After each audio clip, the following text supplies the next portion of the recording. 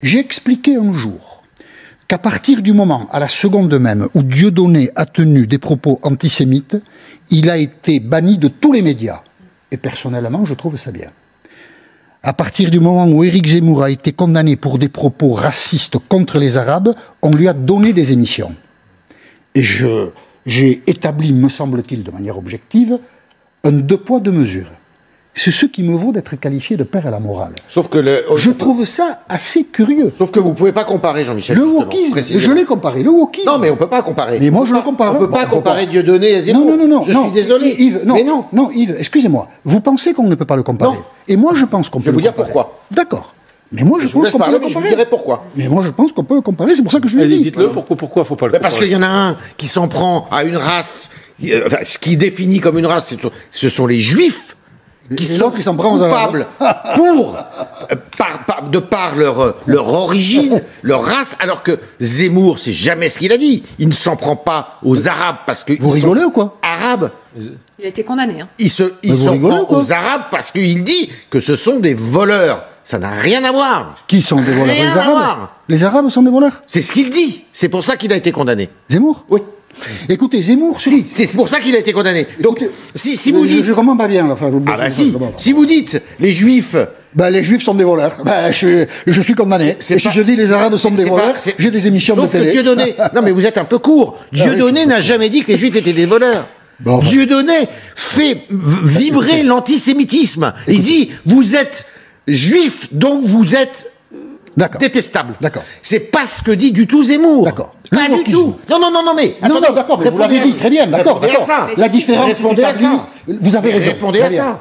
Non, la différence... C'est pas pareil. Jean-Michel Apathy souligne une différence de traitement médiatique flagrante entre Dieudonné et Éric Zemmour. Tous deux connus pour des propos controversés. Dieudonné a été largement exclu des émissions de télévision après avoir tenu des propos antisémites lors de ses spectacles. Ce bannissement illustre la sanction médiatique immédiate envers les discours explicitement antisémites. Et cela à juste titre. En contraste, Éric Zemmour, malgré ses multiples condamnations pour injures à caractère raciste, continue de bénéficier d'une exposition médiatique importante. Il est fréquemment invité à des émissions télévisées où il exprime ouvertement des opinions islamophobes et racistes. Jean-Michel Apathy questionne ce double standard en soulignant l'incohérence apparente. Pourquoi Dieudonné est-il exclu alors que Zemmour est largement diffusé? La réponse d'Yves Tréhard à cette question est révélatrice. Selon Tréhard, les cas de Dieudonné et de Zemmour ne seraient pas comparables, bien qu'ils ne fournissent pas de justification convaincante pour cette distinction.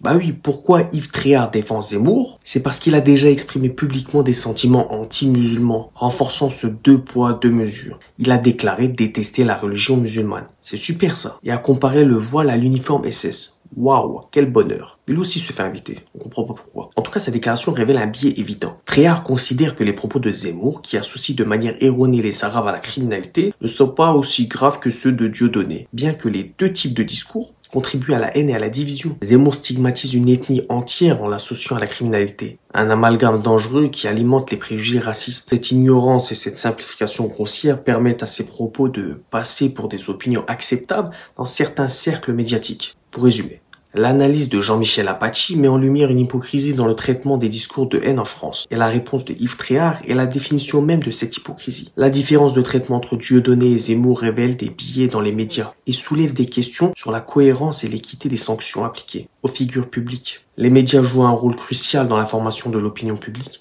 et leur responsabilité est de traiter tous les discours de haine avec la même rigueur. Honte à vous, Yves Truand, vous nous avez fait une inconnue. C'est quoi la différence entre un bon et un mauvais chasseur? En tout cas, nous, on reconnaît les mauvaises personnes. Bref, dites-moi ce que vous en pensez en commentaire, bien sûr, toujours dans le respect.